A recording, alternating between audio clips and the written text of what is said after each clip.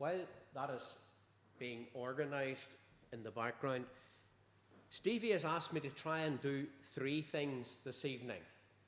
I wear a number of different hats depending on the occasion.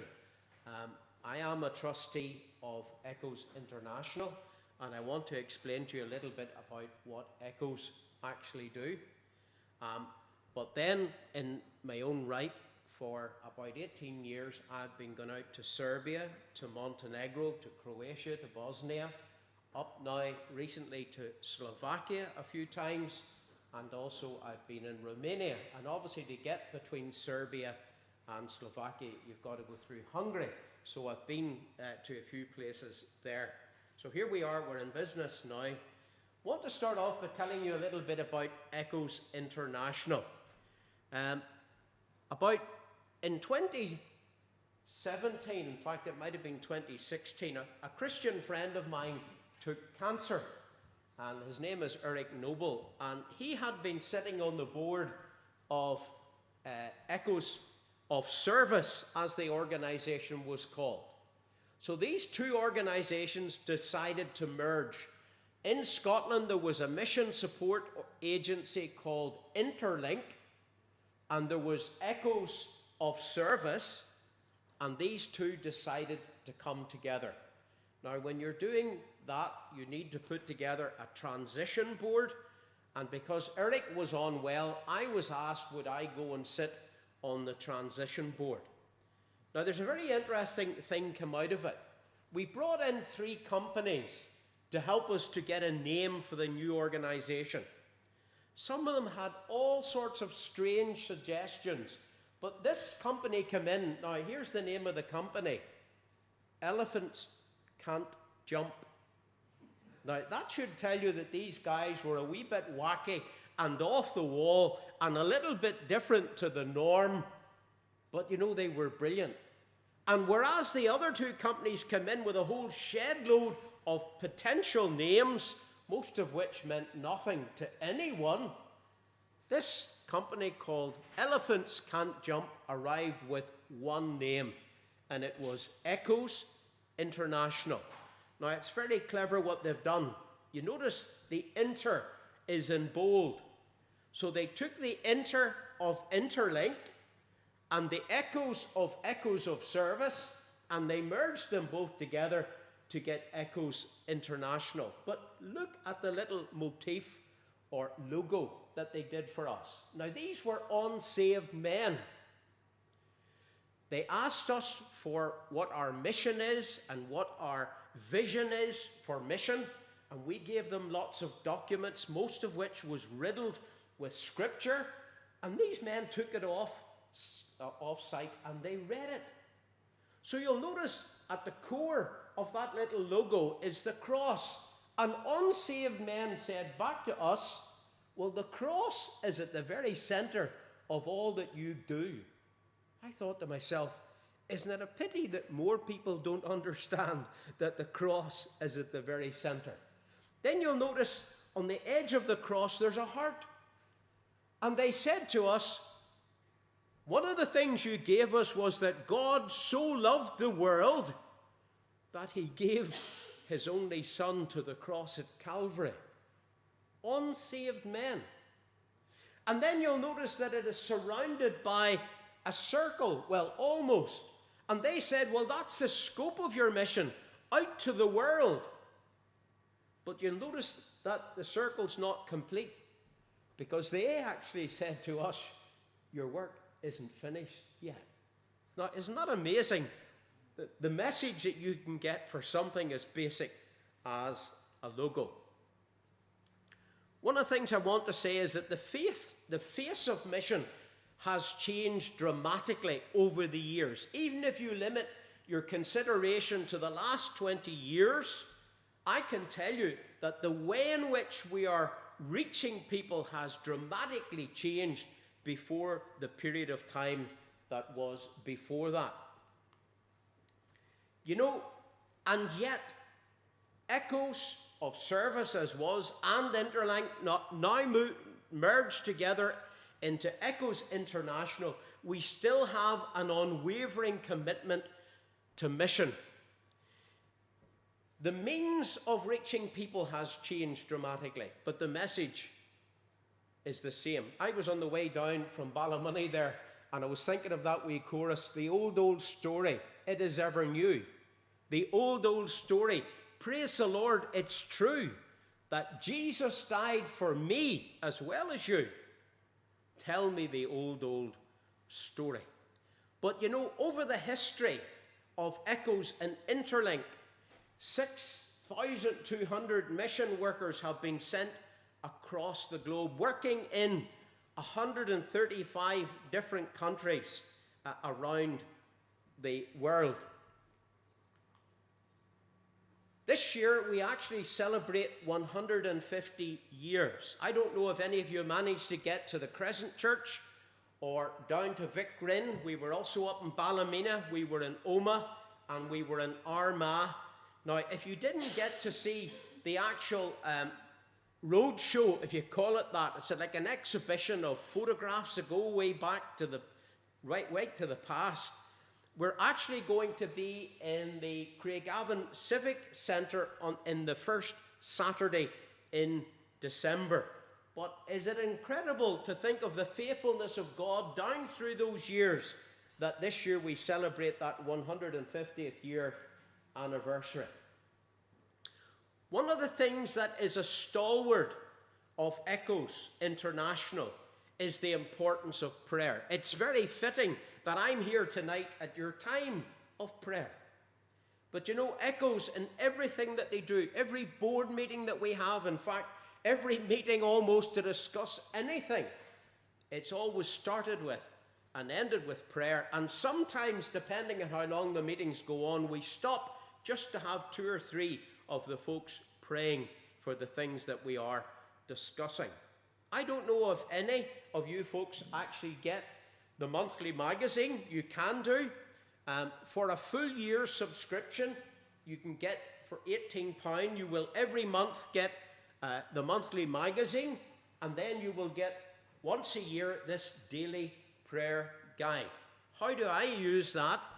Well, believe it or not, when I got the one for this year, I began every month to pick somebody out and just to write to them, people that I've never met before, serving the Lord maybe in countries that I have never visited or am unlikely to visit.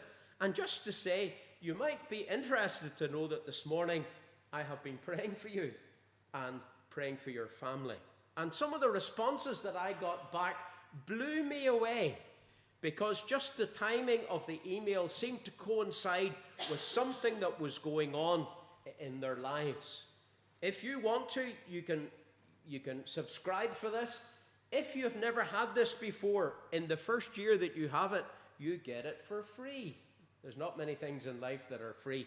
But if you go online and this is your first time of having these they'll post them to your home address or wherever you want them posted to, you can do that. They also, one of the interesting things about prayer, years ago, when people were out in the mission field, by the time that they wrote a letter by hand and it got here, very often the circumstances had changed.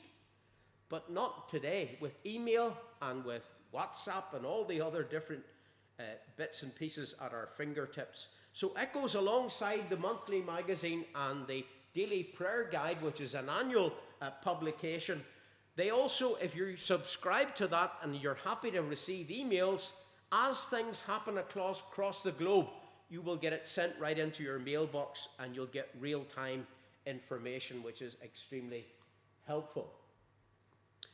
Another thing that Echoes do is support. Now, we have a very definite model for mission, and it's very simple. God calls and God sends, right?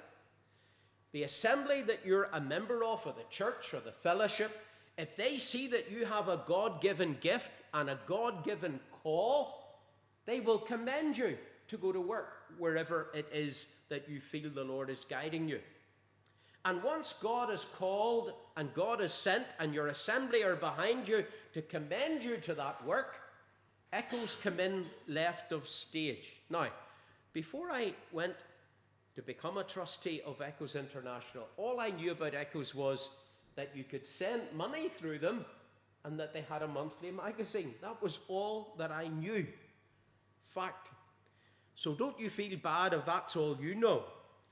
But you know, Echoes does an awful lot more. For example, I was talking to the lady that's on your keyboard. I'd never even thought to ask her name. Forgive me. What's your name? Sarah. Sarah. What a lovely biblical name. My mother, who's in glory, was called Sarah. But there you go. I was telling her earlier on, I've even forgotten what I was going to tell her. It'll come back to me in a wee minute. No, I only had those two ideas of what they actually do. Yes, I know what I was telling Sarah. One of the things that we do is that we run for people who are going out to the mission field a course that's called, a very strange name, HEFAT. HEFTAT. And it means Hostile Environment and First Aid Training. And actually there was one 2 weeks ago down in Newcastle. This is about our 8th or 9th. There were 12 people on that course. And one of the reasons we do it, people go to places like Africa, India, even China. And when you go there, you can get into trouble with the authorities. So what happens if they bring you in and they begin to question you? What is it that you should say or you shouldn't say? What if somebody tries to kidnap you? What if you get shot? What do you do with a bullet wound? Or if somebody beats you up and you're not feeling so good? We try to touch as many bases, and it's a course that lasts for a whole week. I haven't been on it yet. I've managed to dodge it, but they tell me if I'm going to Africa, which I might be doing next year, God willing, I will have to undertake that course. That's just one example. Safeguarding, which is a big, big global subject. We actually help both mission partners and even their commending churches to understand the implications of safeguarding. Things like taxes, things like if you leave here and you maybe want to come home if God spurs you and gives you a long life when you retire, what about your pension here? So all the practical things that you wouldn't normally think about, that's what Echoes understand. And we can sit down with the individual or the couple that are being commended and go through all the practical. And then when they're out in the field, if they have difficulty with government or with papers or things like that, because of the years of experience that we have, we can help them through that. So support. Now, I want to stress again that we do not mobilize. In other words, we do not say to Sarah, Sarah says, look, I'm interested. We wouldn't stand in the way of Apsley Hall. She would have to be clear before the Lord that that was her exercise, speak to the elders here in Apsley, and if all of that came together, then and only then we would get in behind. But one of the things that we do, or two or three of the things that we do, I'm sure some of you might have heard the Glow College at Tilsley. Well, there are students who go there and it's kind of preparation for mission. And Echoes actually work very closely with Tilsley. And if people want to go there and they can't afford the fee to go there, Echoes will come in left of stage and help them, or on occasions even pay outright for that. One of the big burdens of Echoes are the countries where the gospel is yet the unreached people, as we call it. And we currently have 5 people in Tilsley who are preparing to go out into Muslim countries and to serve the Lord. That's a real burden of ours. Another area that Echoes get involved in is short-term mission. You know, years ago when you wanted to become a missionary, you left your job, you got on a boat, because there weren't too many planes back then, and you took forever to get out to where you were going, and you maybe only came home every 10 years. Life was so different. One of the things we're doing now for young folk in particular who think that they've got a call from God but are not too sure, it's short-term mission. So if you want to go somewhere for a couple of months to see, is this a call from the Lord or is it a fanciful notion, talk to Echoes and we will support you financially to help you, and then we'll talk to you before you go, we'll talk to you when you come back to help debrief you to try and see, is this of the Lord or is it maybe just a notion that you have.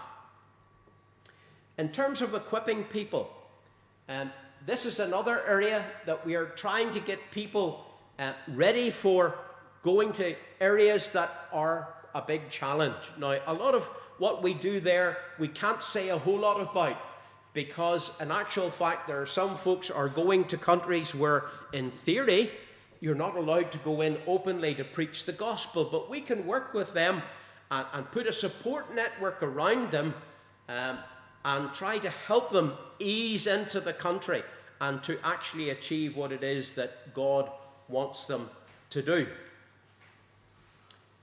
So, in summary, in terms of Echoes International, as at today, we have 188 mission partners working in over 36 countries. You know, there are many problems and difficulties out there, and we try to work alongside the missionaries and their wives and family to try to keep them safe. We also have something like 100 strategic projects funding indigenous mission. You know, in India, there's a lot of work. God is really working and people are being saved. But you know, a lot of those people who are evangelists, the churches that they're associated with, they can't afford to pay them anything or even support them.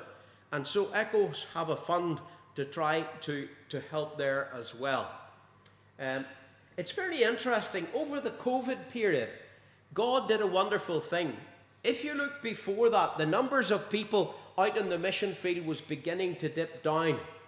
But God really worked in the hearts of a number of people, and 28 mission partners have been sent from the UK during the period of COVID to full-time work in various nations across the world. The work of Echoes is a faith work. Yes, we do financially support those in the field, but we can only do that due to the kindness of others. You know, a lot of folks in the past, when they passed away, maybe they had a mass, you know, a house, or sometimes even a lot of savings. A lot of people have left that as a legacy. And because of the kindness of God's people, for the 150 years, we've been able to sustain this support. So I would ask you, you folks can get onto the internet and do a lot of looking. Have a look at the site, navigate your way about there. If you have any questions, there's places in which you can drop your question in and somebody will get back to you as soon as we can. There is this book. I don't have any of them with me this evening, but you can go online. It's actually 150 pictures, each with a story containing 150 words. It's a very, very interesting book, and it's been done to a very high quality. And you can go online. I think to have it posted to your home from memory is £20. So if you save up for a week or two your pocket money, you might be able to order one of those for yourself. I want to go on now to talk to you about Serbia and Montenegro. A few of us, a number of years ago, set up a very small trust, nothing like the scale of Echoes International, and it's called Simply Serving Ministries. And Hazel is one of the trustees, I'm another one, and there are 3 other trustees of Simply Serving Ministries. So I want to talk to you first a wee bit about a trip that I made to Serbia in November of 2019. But before I do that, one of the things a lot of people will say to me, David, how did you ever get involved in the work in Eastern Europe? One Sunday night, I was speaking at a little hall not very far from here called Broadway Hall, and I was sitting beside this dear brother, Alec Courtney.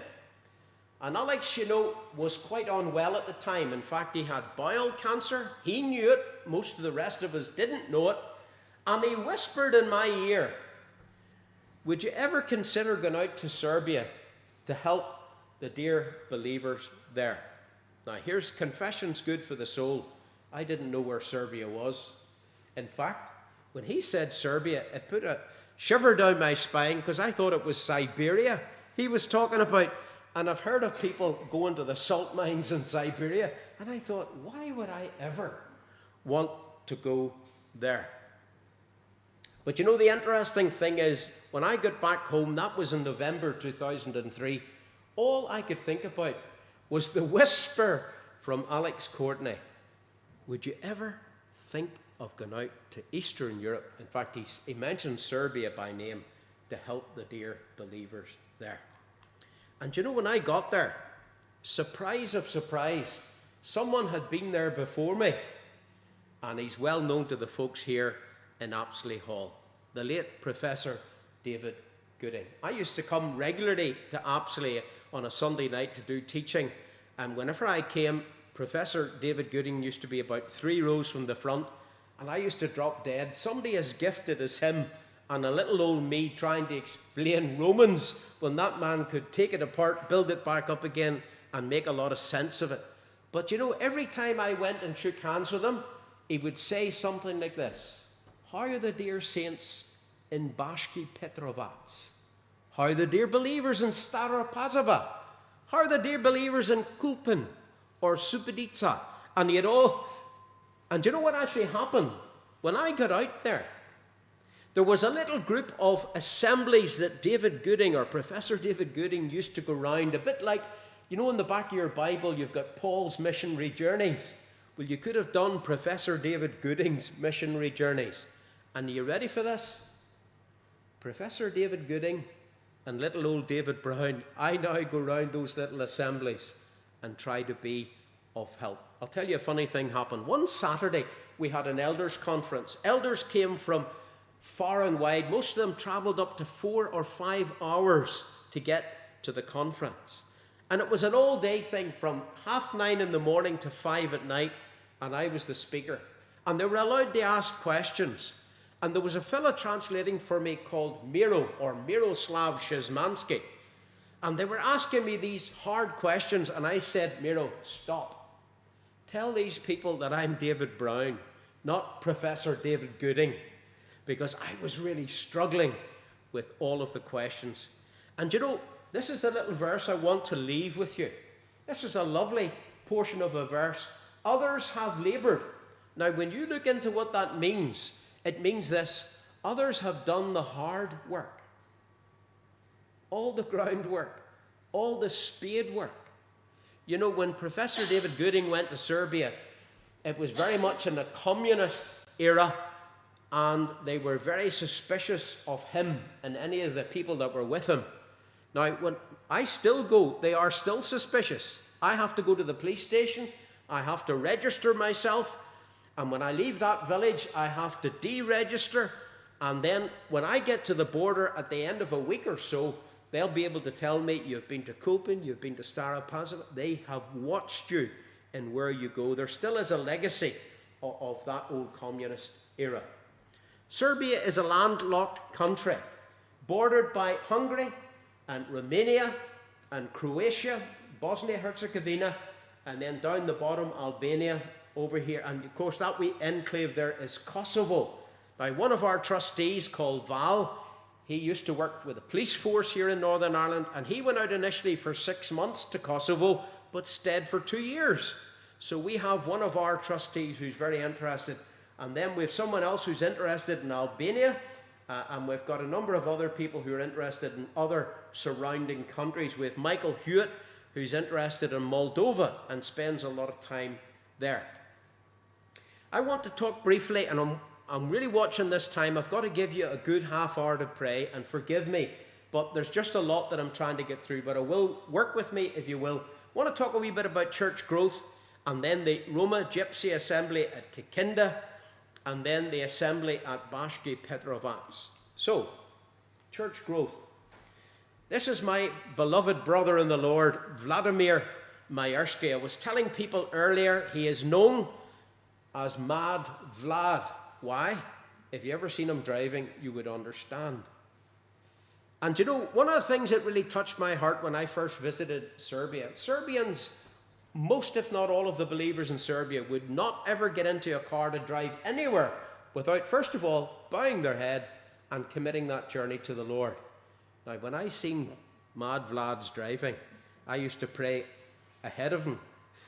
No, he's not that bad. Well, he is that bad, but he's a lovely, lovely brother in the Lord. He refers to himself as my interrupter. He knows fine rightly it's interpreter, but he calls himself, I'm David's interrupter. And you know, he was Serbian by birth. He went to live at a time of hardship up in Germany, was very involved in outreach amongst the German assemblies, and then felt the call of God to go back to Serbia. And the German assemblies commended him back into the work in Bashki Petrovac. For over 40 years, he's been involved in the Christian radio ministry. When I first went out to there, they used to get me to sit for hours on end and make little short radio programs. And they went right across the Balkans. And it was amazing just to hear from people who were, because of the war in Serbia, had fled elsewhere. It was just wonderful to hear back from people who had managed to hear those messages. There's a brilliant campsite called Camp Bethel outside the second city. The capital is called Belgrade. The second city in Serbia is called Novi Sad. And there's a great camp ministry there. Every year, about 400 boys and girls, many of them from non-Christian backgrounds, get a week at camp. So you have about 10 weeks with 40 kids, giving you the 400 kids. And again, I've managed to get to Camp Bethel on a number of occasions. And, you know, Vladimir has been the mainstay in Camp Bethel in building and organizing and leading camps. He's just a truly wonderful brother. But, you know, in the last few years, God has changed the focus of his ministry towards the Roma gypsies. You know, these are a bit like the Dalit class. They're the lowest of the low. People are very suspicious of them, and very often not without cause. There have been, with God's help, 3 little assemblies established. One in Kikinda, one down in the capital Belgrade, and one down in Dubovo. But I want to just focus for a few minutes on the wee assembly at Kikinda.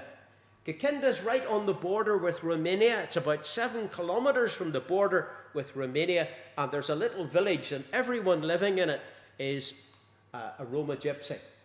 Our friends there are Igor and Tamara Barbo. Now, you must admit he looks like an Igor, doesn't he?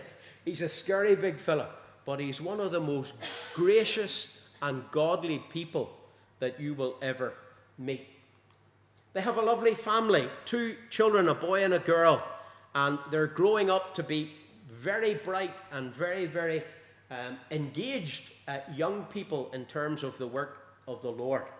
They have a very big, and it's a growing children's ministry, and every time that I go there, I have to give a little message to the boys and girls, then I give a message to these folks who are teenagers, and then, of course, I have to give a third message to the older folks as well.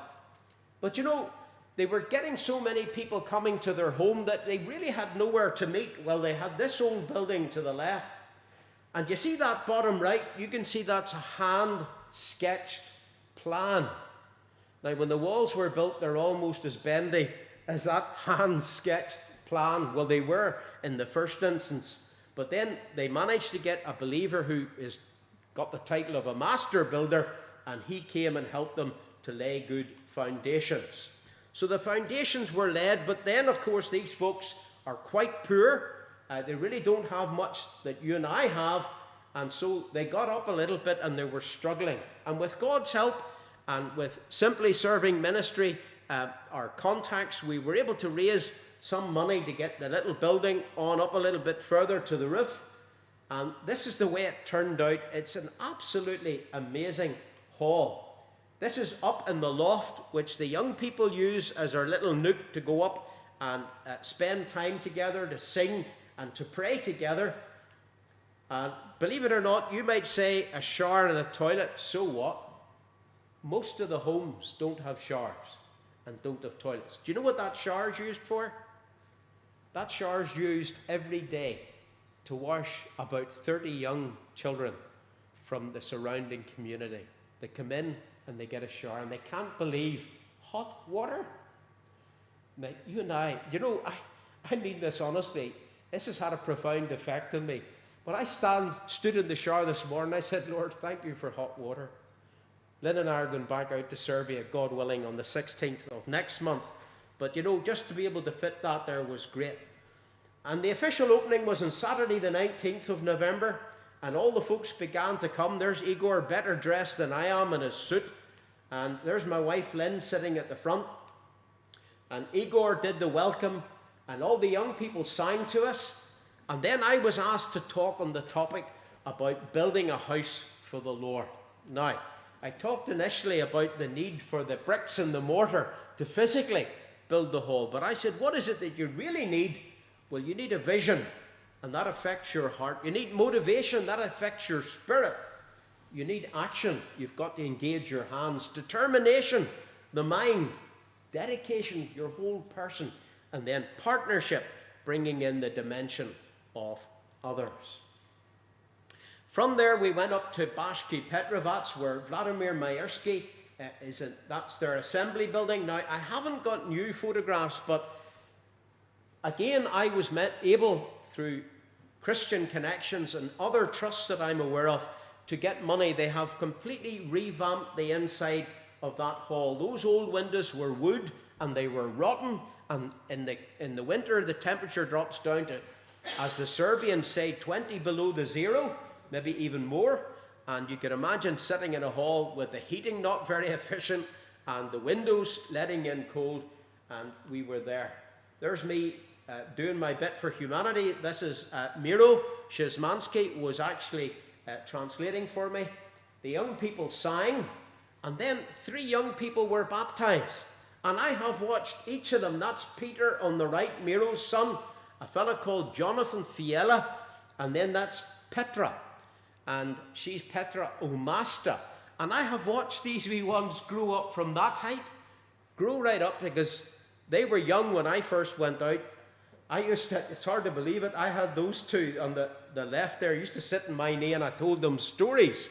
And to be able to see them coming through for the Lord and being saved and being baptized and being added to the assembly, I tell you, it gives me great joy. We're 2/3 the way through, we're not doing too bad. I want to talk to you about Montenegro. It was part of the former Soviet Republic of Yugoslavia. And then in 2003, it became the Federal Republic of Serbia and Montenegro. So they sort of, if you remember football, there used to be a team, Serbia and Montenegro, it was all one. But in 2006, you see, the Serbians would not give up their war criminals to go to The Hague to be tried. And so therefore the Montenegrins were angry with their fellow Serbs, and they went to the pole and they sought and gained independence in June of 2006. Now there's a fair degree of animosity along that border between the Montenegrins and the Serbians. The name Montenegro is very self-explanatory. Montenegro, Black Mountain. And when you fly in to Podgorica, which is the capital, you very often come down the Adriatic coast, even up in Croatia, you've got lots of mountains. This is the kind of scenery that you see from the aeroplane. It's a very beautiful place, is Montenegro. I want to talk about the assembly in Podgorica.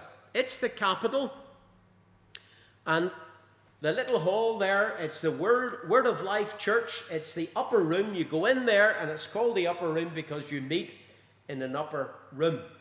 And I want to tell you a little bit about the couple that the Lord led there to see this work begin.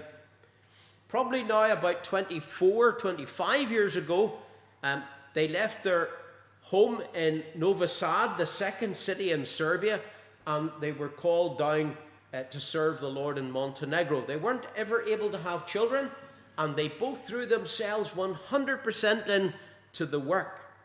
But for 2 long years, they knocked doors and were refused, and people chased them, and they were called all sorts of names.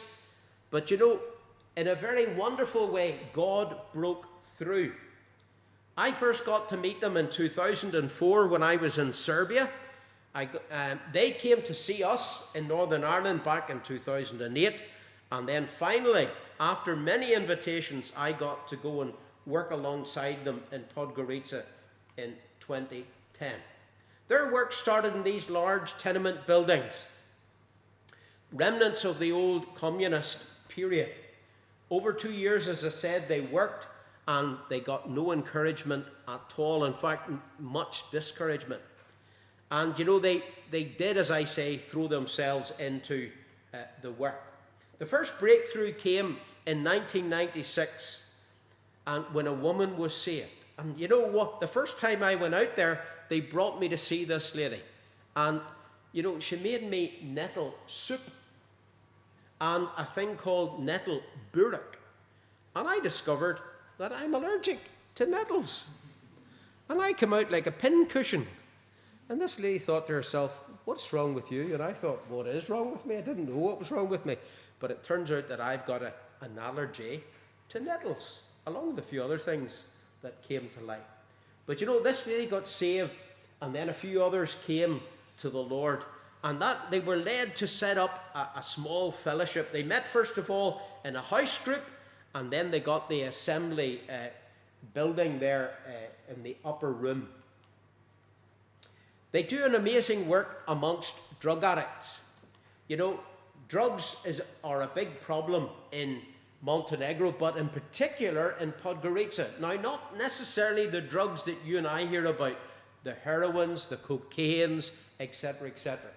Over there, people will do crazy things like melt shoe polish and drink it to get a high. And what that does with your brain, I'm not a doctor, but apparently it fries your brain, these things that they ingest, or sometimes it's fumes that they would actually sort of smell in. But there isn't an accommodation just outside Podgorica, and it can accommodate 25 people. Now, I was allowed to photograph outside, but not allowed to go inside. And you know, they have a little cottage industry. When they get people off the drugs, they try to give them a daily routine. And you see these little sachets down on the right-hand side. These are seeds. Now, you could get a wee machine to fill that, but they get people by hand to fill that up with seeds. And each of them have a little Bible verse, and they seal them. And then, as outreach, they go round and they give them out in the towns and villages all around. And what are the results of that? Oh, I've jumped a little bit. I first got to meet this guy, Simon Simonovic, in 2010. He was a former heroin addict. He'd been in trouble with the police in Montenegro, Croatia, Bosnia, and then he managed on false papers to get to Canada, and to feed his habit out there, he was cloning credit cards. He got caught by the police, and he got sent back to Montenegro. And he went to that rehab center, and for the first time ever in his life, he got a Bible. Never seen a Bible. Probably heard of it, but never ever had one in his hand. And God gloriously saved him. And he got married to a girl called Masha, and they had their son Jacob. Well, they actually had two sons, and they lost one of them at birth, and they called the other one Jacob, and they have two twin daughters, and they're absolutely beautiful. He started an outreach to addicts, and it's held at the upper room every Saturday night. About 10 or 15 attend. All have passed through the rehab centre. All have heard the gospel message.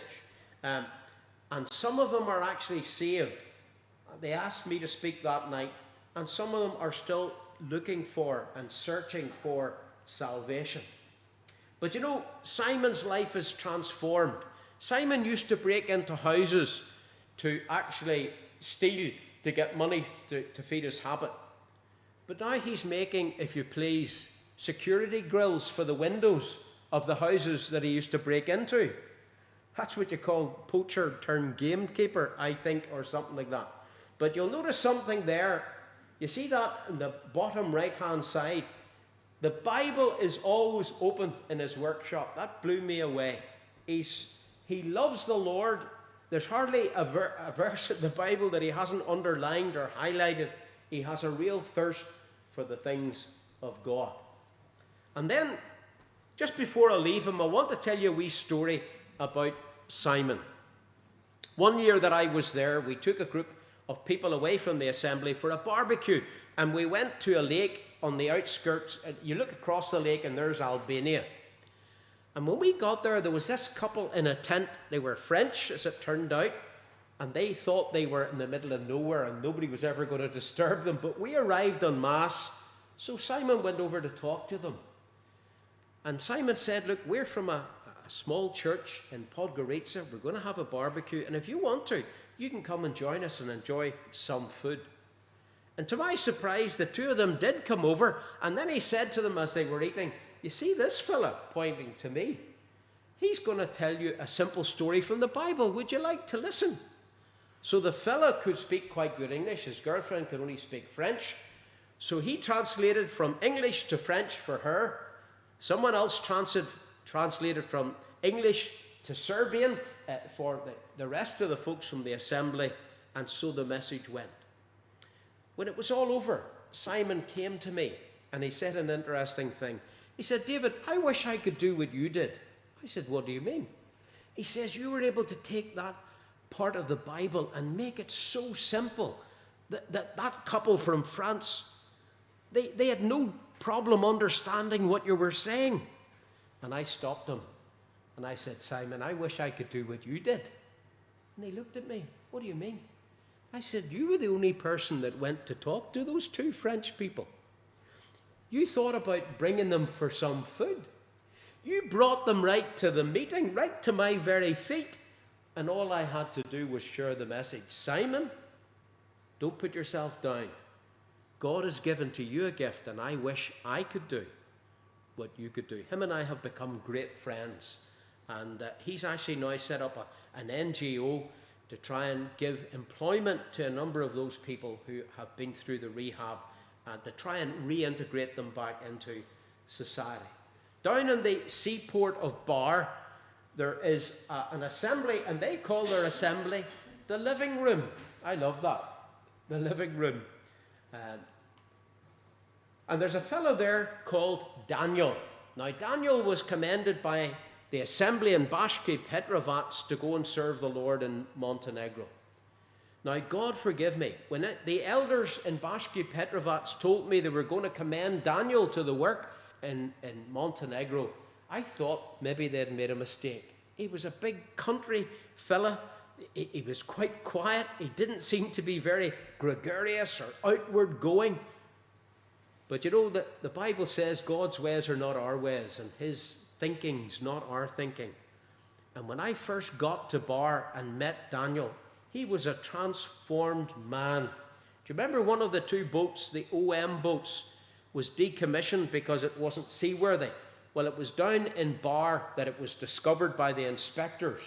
And there was a whole lot of young people on board, and they had given up maybe a year of their lives. So what OM did was they decanted them all over the world. Some of them stayed in Montenegro. Some were sent to Croatia, to Bosnia, to other countries. And who was the one that led the team? Daniel. The person that I thought maybe didn't have the correct credentials, but God knew better. And even Daniel knew better. And you know, there was a real warmth of fellowship when I was down there, and a real hunger for the word. Their main complaint about me is I don't preach for long enough. There you go. That's not a bad complaint to have against you. So, I'm going to finish now. Do pray for Serbia and pray for Montenegro. One wee thing I will tell you is that when I first went out there, the war where NATO was bombing Serbia, it blew up a lot of the bridges across the Danube. People began to fear for their lives, and they started turning to God. And they would come to meetings. And the first time I was out there, the second night, 2 people got saved. Another night, another person got saved. And when I went back in the August of the same year, I had the joy of baptizing them. And praise the Lord, they're still going on with the Lord all that time, 18, maybe 19 years. But as the memories of the war began to subside, the ordinary Serbian people, now they're still quite poor. If you lived in Serbia, your average daily salary would be bottom end €15 after tax, €25 if you were a teacher or in a profession, maybe €30 per day. And yet, The price of deodorant over there is the same as over here. Most of the things that you buy, except for bread and eggs and milk and flour, they're a lot cheaper. But day-to-day things, I used to wonder why Serbians didn't ever wear deodorant and why they're always kind of unusual smelly. It was because they can't afford it. They can't really afford it, and that is a real problem. But the Lord has put Serbia on my heart, and God willing, my wife Lynn and I fly in to Budapest up in Hungary. One of the dear believers is coming over the border to pick us up and bring us in, and we'll be spending a week or so with the dear believers up in Vojvodina, which is northern Serbia. This time we'll probably not get right down to places like Dubovo and other places that we have been. I hope that gives you a whistle-stop tour of what Echoes is about, what God has been doing and is still doing. And by the way, the number of gypsies now coming to find the Lord. You see, the ordinary Serbians have said, we don't want it. And then God is bringing in these gypsy people. And there's lots of little assemblies being established. And I hope that whets your appetite and gives you something to focus on. And I'm going to sit down. Stevie, thank you.